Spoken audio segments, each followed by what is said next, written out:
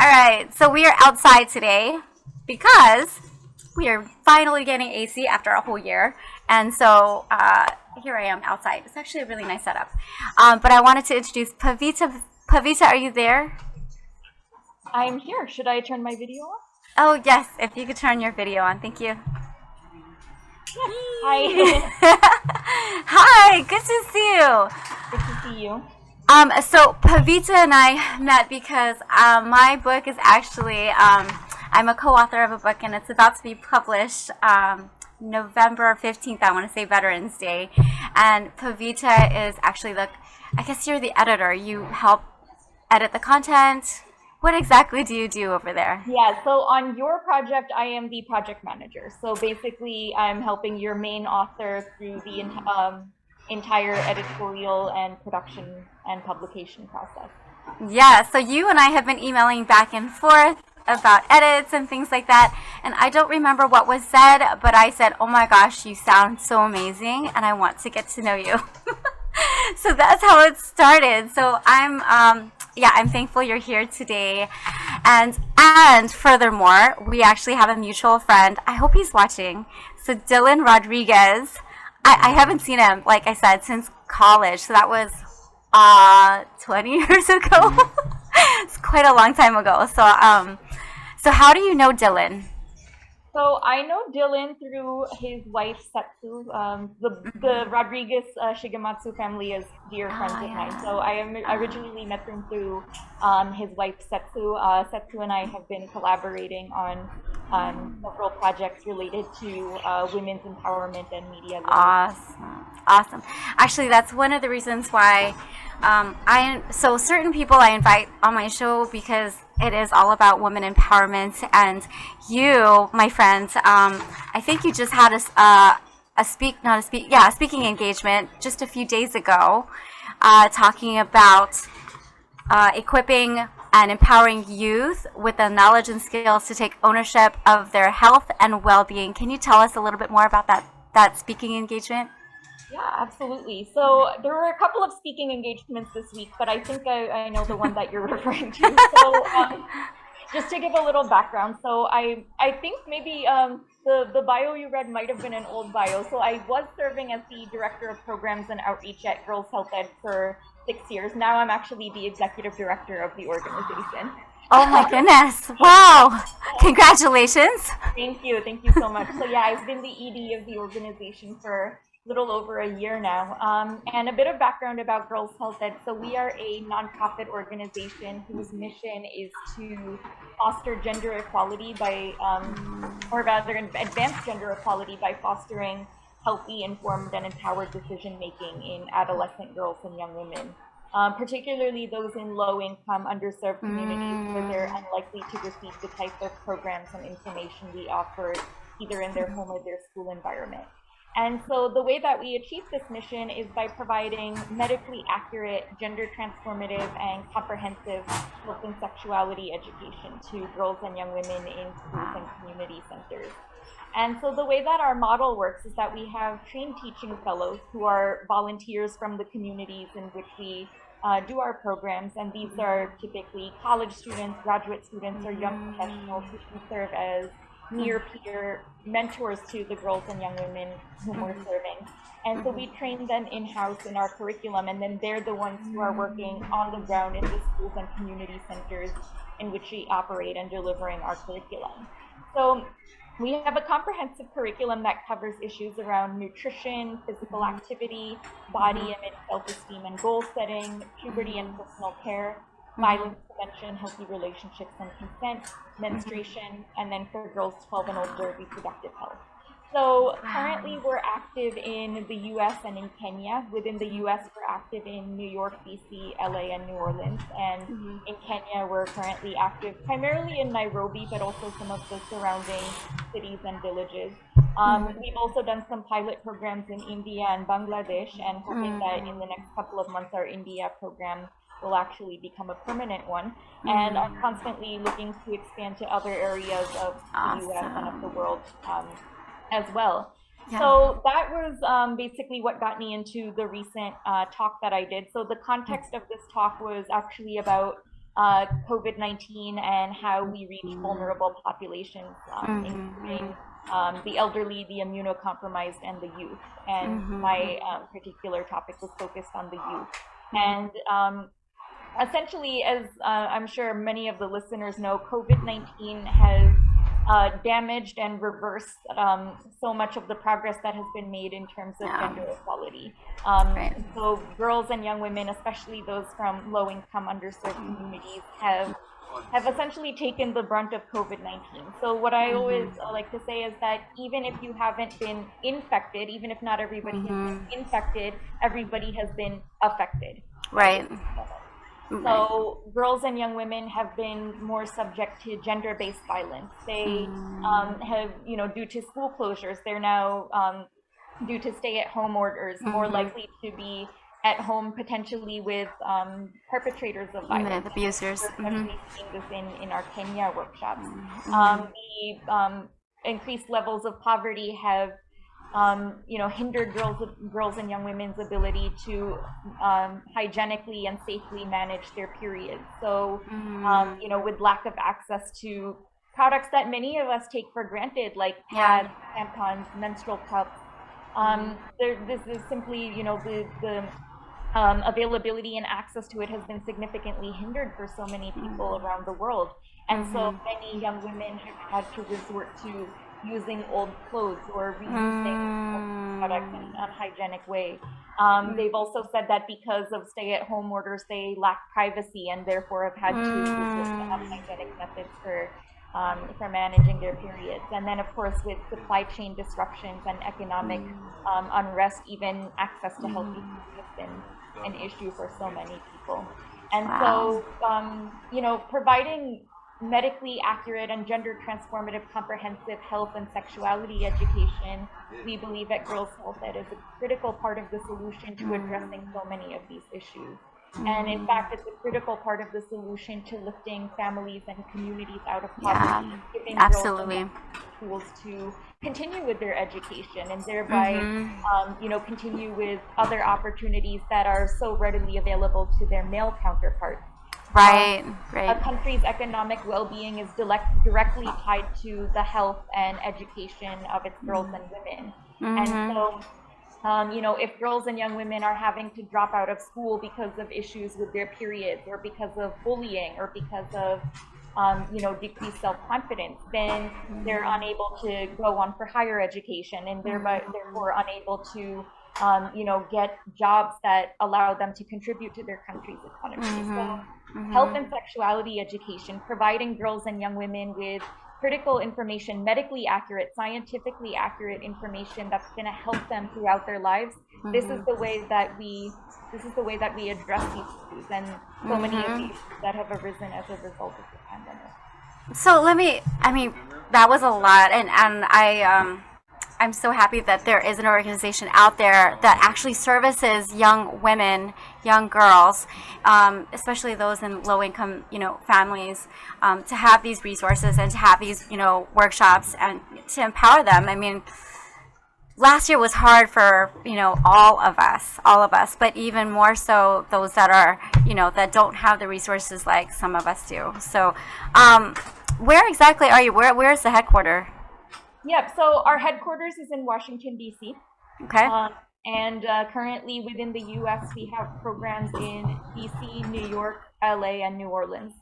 And then we have other areas to which we would like to expand. And of course, a lot of this is contingent on funding, but also demand and availability of teaching fellows. So a lot of different factors contribute to where we're able to expand to and when. But definitely our long-term vision, we would love to be in every major city, even not so major cities. We actually recently received a grant to be able to digitize our curriculum so that we can offer it virtually to girls and young women in some of the harder to reach areas. So that's definitely on our priority list as well. So I'm guessing that all of this is free, right? It's complimentary to all the girls. Now, how do you find these girls, these women? Yeah, so we conduct outreach with schools and community centers in the areas that we serve. And as I mentioned, our primary target is those in low-income, underserved communities. Yeah. So Yeah. within each of the cities I mentioned, we do research on the different neighborhoods, the demographics of those neighborhoods. Some of the metrics that we use for identifying schools are at least 50% of the students on free or reduced price lunch. In which neighborhoods are these schools located? Is the average household income of that neighborhood below the federal poverty line? Another thing, which I mean, I know that you're familiar with from your studies with Dylan, unfortunately, race and ethnicity and socioeconomic status are very highly correlated. And Right. so the majority of the girls whom we're serving in our U.S. communities are from Black and Latina Right. backgrounds. It's a little different here in Hawaii since, it's a very mixed culture over here. So we still face the same issue in terms of, low income and women and children not getting the accurate resources that they need, and even just uplifting them as females, it's not really, I guess, not as prevalent here. Later on, I'd love to get to know a little bit how to, form a girls' health ed here in Hawaii. That would be wonderful. So we'll talk about it after. I love that you work with the girls. Are you working hand in hand with them, or are you behind the scenes? What exactly is your role? Yeah, so my personal role, I have seen this organization from the very beginning. So I joined in its infancy, maybe a year or so in its founding. And as you mentioned in my bio, I started off as the director of programs and outreach, and I actually started off as a volunteer. So when I was first starting off, I did have opportunities to work directly with the girls. A couple of years ago, I had the incredible opportunity to travel to Kenya to help establish our programs there, and there I actually got to work directly with girls. Some girls in a remote village about 6 hours outside of Nairobi, and then some girls in a slum in Nairobi itself. Both incredible experiences, and I got to teach workshops about self-esteem, and it's incredible some of the questions that the girls were asking. Like in the village that I visited, there's such a cultural norm to take girls out of school early and get them married, and so they have questions about how do we change the conversation around that, and how do we encourage girls to actually stay with their education. And then my workshops in Nairobi touched on that as well, but the more prevalent issue there we talked about was menstruation and reproductive health. So we talked a lot about the use of pads, both reusable pads and disposable pads, and menstruation hygiene. So I have had the opportunity to work directly with the girls and young women. As I've evolved in my role with the organization, I am taking more of a high-level role now, in which I'm kind of managing all aspects of the organization, and that does include our programs. But I guess you could say, in an unfortunate way, I'm not working quite as directly with the girls, but I do have access to all of our teaching fellows who share some really incredible anecdotes and anecdotes and stories about their experiences working with the girls. So it's unfortunate in the sense that I do miss having that direct interaction with them, but it's also fortunate in the way that now we're really building upon this movement, and training others to then train the girls themselves, and then pass that information on to others in their communities. And we do have anecdotal evidence that demonstrates that the girls are doing that. There's this one powerful story that stands out to me, where a group of boys in one of the community centers was bullying a group of girls because they had had their periods. And the girls who had participated in our workshops were actually able to step in and educate the boys about what periods were and why they happen, and therefore stop the bullying. So that's just, it demonstrates that our workshops are not only having an impact on the girls and young women themselves, but they're actually sharing that information with their classmates, with their friends, with their communities, and therefore building healthier and safer spaces for all those involved. And so I think that kind of movement building and giving others leadership opportunities to work directly with the girls, and then therefore empowering those girls to take on leadership opportunities within their communities. I think that's a beautiful thing. That is. And was that in Kenya or was that here in the States? Yeah, that was actually here in the States. That was in Washington. Here in the States. Interesting. I find it interesting because, you know, I remember when I was in 5th grade, that's when we learned about the reproductive system. So it boggles my mind why the boys were bullying these girls. You know, like I guess for me, I'm like, how did this come about? And I didn't even realize that was such a thing, but I'm sure you have many other stories. And it's good to know that the girls are actually retaining all that information that, you know, you folks have taught them, and they're now feeling empowered to just step up and not take that bullying. So, yay, very happy to hear that. I'm so glad that we're talking about girls ed. I actually wanted, or girls health ed, I wanted to talk to you about your writing, but I feel like the girls health ed is a little bit more poignant at this point for us to discuss, because I feel like TikTok, right? TikTok, social media, these are all like vehicles for women, for girls to really like look at. Even when we were younger, I'm sure, you know, we looked at magazines, we looked at certain things, and we had a certain self-image about ourselves based upon what we saw on, you know, in the magazines and on TV. And so I'm wondering, with your information, are you, or do you feel like you're changing the world, you're changing like these ideas of these girls and really setting them up to be equal, you know, with the boys? How do you feel about that? Yeah, definitely. So I love what you said about the media and about social media. That's actually one of my favorite components of what we do. So we have an entire section in our curriculum all about body image and self-esteem and goal setting. And so we touch on the role that media can play in our perception of ourselves. And you know, speaking of that, you know, one of the big issues that we're addressing is bullying. One of the girls reported that she has experienced bullying because of how she looks. Another girl shared that she didn't think that she had any friends because of how she looks. And this is one of my favorite statistics that I like to share as a result of our workshops. 95% of the girls, or I think more than 95% of the girls report feeling more confident that they have positive qualities outside of how they look. But yes, I think everything that we're doing is helping the girls to become equal to the boys. So our theory of change is based on this idea that during puberty, during adolescence, I think this is something that all of our listeners remember. Everybody exhibits a drop in confidence during puberty. You know, absolutely.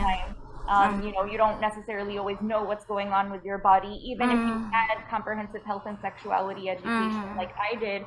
Sometimes there are unexpected things that happen. So everybody exhibits a drop in puberty. But what research finds is that by the time they reach young adulthood, young men are more likely to get that confidence back, whereas young women are not. And this leads to a gender confidence gap throughout the lifespan. And of course, that's associated with all of the other issues that we were talking about at the top of the show, whether that be school dropout and you know, academic achievement, you know, opportunities in the economy. So all of that is connected, right? So our theory of change is based on this idea that if we're able to reach girls and young women at this critical time in their lives, and in fact, even before this critical time in their lives, before they start experiencing issues around menstruation, puberty, dating and relationships, body image and self-esteem issues, and really equip them with this information, then that sets them up for, you know, not only healthier outcomes, healthier physical health outcomes and less risk of chronic and infectious diseases, but then that also sets them up for better confidence, better, you know, higher self-esteem, better academic outcomes, better, you know, sense of self, and therefore being able to participate in the opportunities that might not have previously been available to them because of that drop in confidence. So yeah, that is basically our theory of change, and that is how we operate. And we're envisioning a world in which girls and young women feel confident in themselves and love themselves and have that same access to opportunities that their male counterparts. Absolutely. So I have a daughter. And prior to having a daughter, I was a mom to a son, and that's all I knew. And when I got pregnant with her, I was like, oh my goodness, how am I supposed to be a mom to a girl? Okay, so that kind of brought about a lot of like, I guess like self-esteem, issues about me being a woman. I'm like, what is it like to be a woman? Because I know what it's like to be a boy's mom, but I didn't know what it's like to be a girl's mom. So my daughter has brought out a lot of the feminine side, of me. And so as a mom, and I know there's a lot of moms that are watching right now, moms to girls, to daughters, it's really important for us to be that role model, for them. And so even as an adult, I'm still growing, I'm still learning, and I think what you're doing, Pavita, is wonderful. I think it's a wonderful cause. It's a wonderful mission. I think a lot of us women are like hiding, behind our responsibilities, hiding behind our duties, hiding behind, just this wall, that we've built upon ourselves because of that self-esteem issues that we had, when we were younger. And so even for adults, Pavita, I hope that you have something for adult women as well, because I think there's many of us adult women that still need to cultivate and nurture who we are inside. And I know I'm saying this like right in the middle of our show, but I have partnered with Sexy Freedom LLC, so Sexy Freedom Podcast. Her name is Helen Edwards. She and I are going to be co-hosts on this amazing podcast, and so I'm really excited. Pavita, you're going to be my first podcast on her show.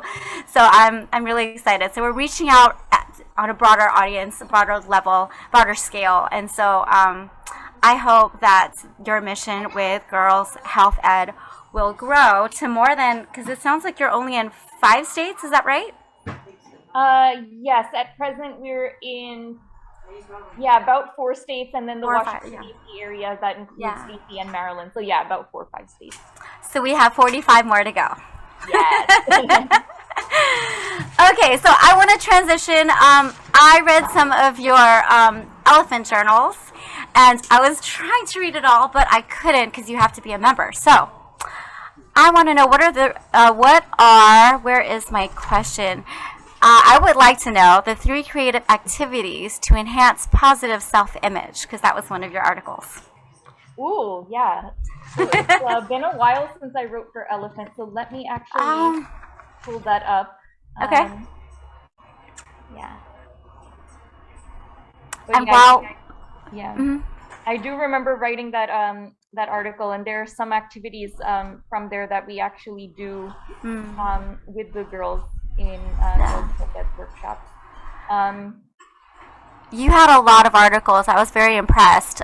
What inspires you to write while you're looking for that? Yeah, and it looks like I'm having trouble getting into my elephant. No! Okay, well then. I know I can share one of the activities though. Okay. Because that's one of my favorite activities that we do with the girls and young women in our workshops.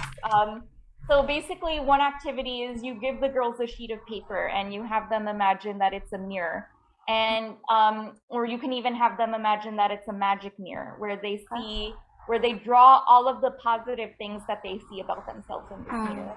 And they could choose to take either a very physical, literal approach, or they could choose to look beyond the physical and think about what are their internal qualities about themselves that they love.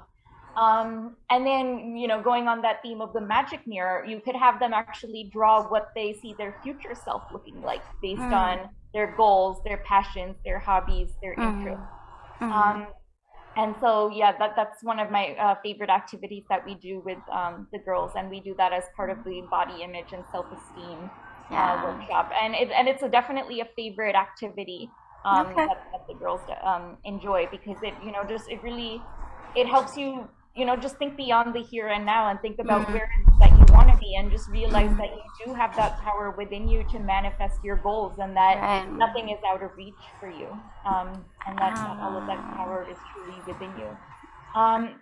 In terms of what inspires me to write, Yeah, I discovered Elephant Journal a few years ago. I want to say about 2015, and yeah, it was just kind of a time in my life where I was going through a lot of stuff, and I think I found it on Facebook. Ah, Probably some common friends, and just mm, came across a lot of the articles, and then decided that I wanted to write for them as well. I've always enjoyed writing. It's been always an interest and a skill and a passion of mine. So and I think it's just such a critical part of healing. So that's mm. actually I suppose that's actually a good transition into talking about my book. I was just gonna say, yes.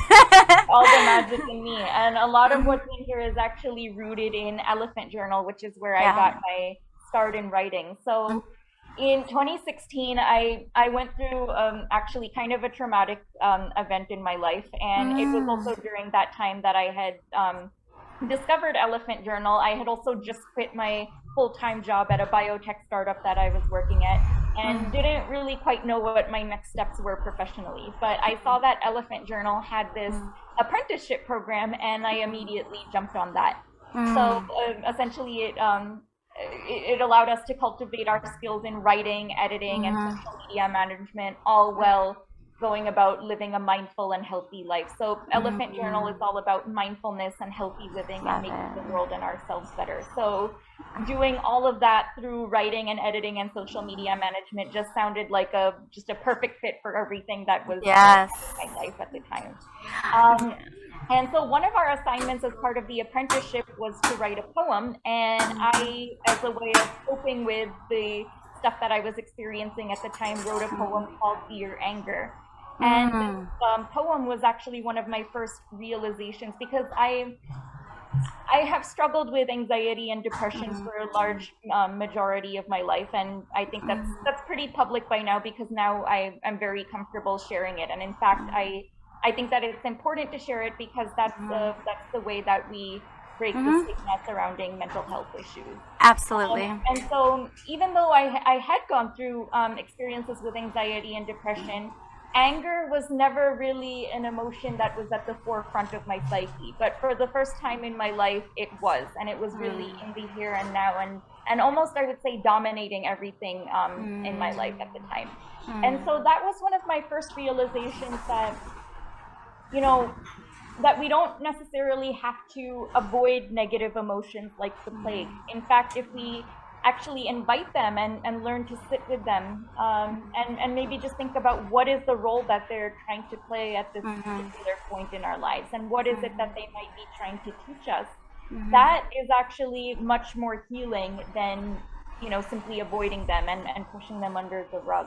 And, we're That's true. living in a time when, we're being inundated with a lot of messages on social media. And in fact, even, with Elephant Journal, this is we a lot of what we would do was put positive messages and positive quotes on social media to, help inspire others, which I think is a beautiful thing, and it's well intentioned, and it's a good thing. But I think too much of those positive vibes, good vibes only, feel good messages could be quite harmful, because it, in a way, it kind of encourages people to mask their negative emotions, and only show or focus on the positive side of things. But when we do that, we forget that, first of all, negative emotions are a very real and authentic part of the human experience, and therefore shouldn't be shunned, because that's just part of what makes us human. That's part of what makes us, alive. And Yeah. so there's that component of it. But also, if we don't address those negative issues, then how are we ever going to heal? And if we mask those negative issues, then and negative emotions, then that can actually later on manifest in physical health issues, and even mental health issues. So all of that, combined with some other experiences that I talk about in my book, led to this collection. It's a poetry collection called "To All the Magic in Me," a collection of love letters to all of life's emotions. So basically, there's 61 poems in here, and each poem is structured as a love letter to a different emotion. And this collection includes the whole range of emotions, so both positive and negative. And essentially, the message that I'm trying to get across is that however you're feeling at any point in time is okay. You don't have to justify it to anybody. You don't have to justify it to yourself. Whatever you're feeling is okay, and it's valid. And most likely, it has something to teach you and has some sort of positive role to play, even if you might not be able to see it right now.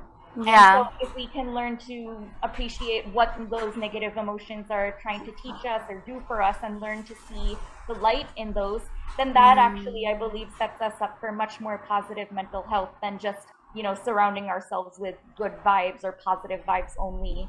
Absolutely. Messages. And I think another thing that I try to get across in this book is that emotions are just so complex and definitely not black and white. So just in the same way that not all negative emotions are 100% negative, not all positive emotions are 100% positive. And so if we can learn to appreciate that complexity and sometimes even contradictory nature of our emotions, because it's entirely possible to hold in your heart and in your soul multiple seemingly competing emotions at the same time. Well, we are humans, so as humans, we're not just one thing. There's a whole gamut of things about us, and what you are saying reminds me of that Disney movie. Inside Out. Inside Out. Inside Out, because I'm a lot like Joy, right? Joy is just joy. Doesn't mean that I don't have any negative feelings. I do actually. I have a lot of negative feelings. It's just not as surface as my positive one. But that movie really showcased what you're talking about, that it is important to validate all of the different feelings that we are feeling, not just one. I think just like in life and in health and well-being, it's all about moderation, right? It's not just like all or nothing. It's a little bit of, it's like a buffet. There's a little bit of everything, and we just have to just enjoy it, right? And that's just the way that life goes, and embrace it. We just have to embrace it, because you're right. Those negative outcomes, those negative experiences, those negative emotions, roller coasters that we're feeling are all normal. They're all just a part of who we are. So it's amazing. I love that you talk about that in your book. I did buy your book, by the way, but it's like taking forever to get here. So I did buy it though, so I'm excited to read it. Hopefully you can sign it for me one day. I can like see you in person, because you're gonna come here to Hawaii, right? Absolutely. Can you read us one of your poems? Absolutely. So I don't know if you had a specific request. If not, I'm happy to also just open it up to a page and see what the universe wants us to read today. Yes, let's do that. Let's just open it up and just let magic happen. All right. To hypocrisy. Dear hypocrisy, sometimes you get lazy, or maybe just confused, and you don't always correctly match my actions with my words. I might do one thing, say another, say one thing, do another, not because I'm dishonest, but because I'm human, imperfect, complex, evolving, real. You remind me that life is not black and white. Doing the right thing is not always easy. It is a winding, twisted process. Other emotions or life circumstances might get in my way. Sometimes that's okay. Maybe not forever, but right now. Nonetheless, you alert me when my alignment is off, when the puzzle pieces don't fit, getting me to try to do better next time. Thank you, hypocrisy. That is awesome. I love it. I can't wait to read the rest. So if you can later post a link, below this message or below this post, and post a link where we can buy it, that would be great. And how do we get a hold of you, Pavita? Yeah, so you can buy my book at magicwithpavita.com if you're here in the US. If you're outside of the US, you can get it on Amazon.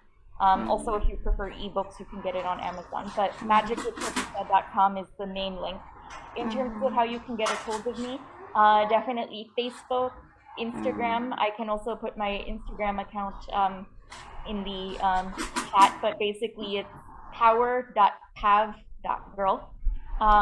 You can also send me an email at info@girlshealthed.org, and reach out to me via Girls Health Ed social media channels. We're just at Girls Health Ed. Awesome. Okay, and one last thing. I may have to end the show a little bit early because my AC guys are saying they're almost done. So, I saw that you did Bhangra class. Can you tell me more about that? Because that looks like so much fun. It is so much fun. It is such a high energy and just joyful dance. So Bhangra originates from India, from the state of Punjab, which is located in northern India. And originally, this dance formed as a celebration of the harvest. And so Punjabis, in ancient, and even today, but in ancient times, were known to be farmers. And so it started off essentially as a celebration of the harvest, and then from there, has just evolved over time to be one of the most popular dance styles in the world. I know it's certainly one of the most lively dance styles in the world. I have the pleasure of taking classes here in New York City once a week with Learn Bhangra. And they also have an awesome Instagram and Facebook page and website, Learn Bhangra. But yeah, that is something I do. In addition to Bhangra, I also take belly hip hop fusion classes one-on-one. Wow. I also do dance fitness classes. Well, you are fun. See, this is why I wanted to interview, because I'm like, she sounds amazing. And then I saw you dancing, I'm like, oh, I want to dance with her now. Yes. When I go to New York, because it sounds like you're in New York. I'm in New York, yeah. Got you. Okay. I was like, is she in New York or LA? You're in New York.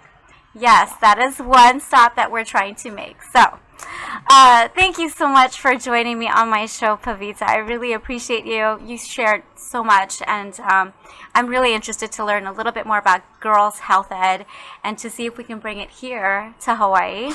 I think that'd be amazing if we could bring it here. I'm getting chicken skin just thinking about it. But we'll talk more later. But thank you, everybody, and thank you to all the listeners.